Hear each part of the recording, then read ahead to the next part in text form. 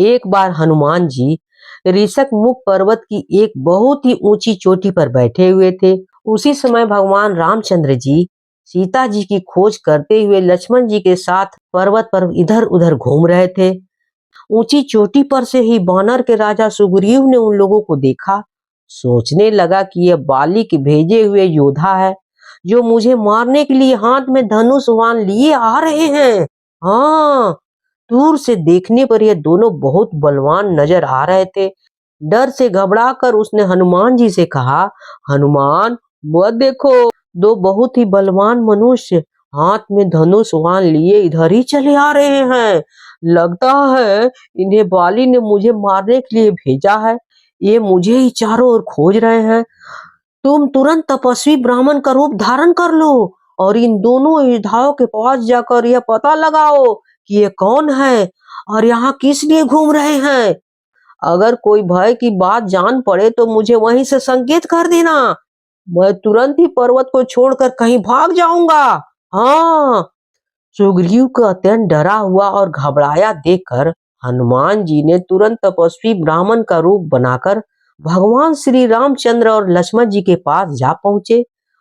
उन्होंने दोनों भाइयों को माथा चूमकर प्रणाम करते हुए कहा, प्रभु, आप लोग कौन हैं? कहाँ से आ रहे हैं? यहाँ की धरती बड़ी ही कठोर है। इधर उधर आप मत चलिए।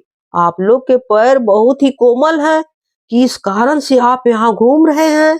आप लोगों की सुंदरता देखकर तो ऐसा लगता है जैसे आप ब्रह्मा विष्णु महेश में से कोई न कोई तो नर नारायण के नाम से प्रसिद्ध ऋषि हो। हाँ, आप अपना परिचय देकर हमारा उपकार कीजिए।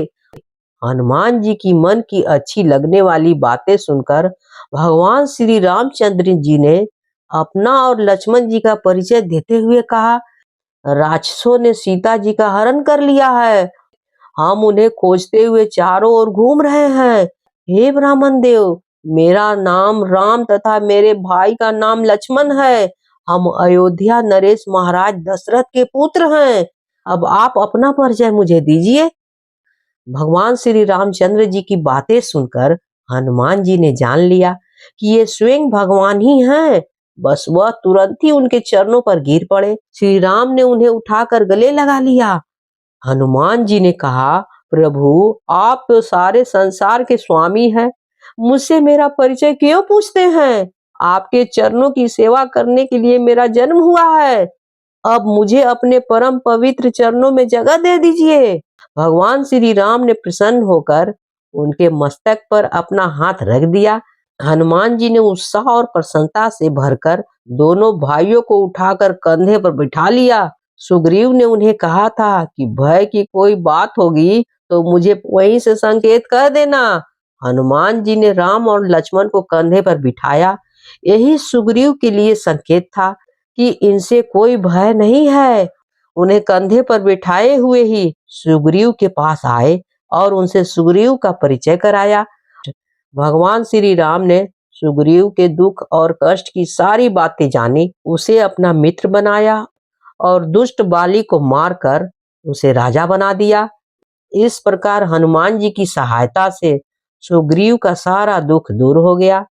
कहानी अच्छी लगी हो तो please like share and subscribe कर दीजिएगा, भूलिएगा बिल्कुल नहीं।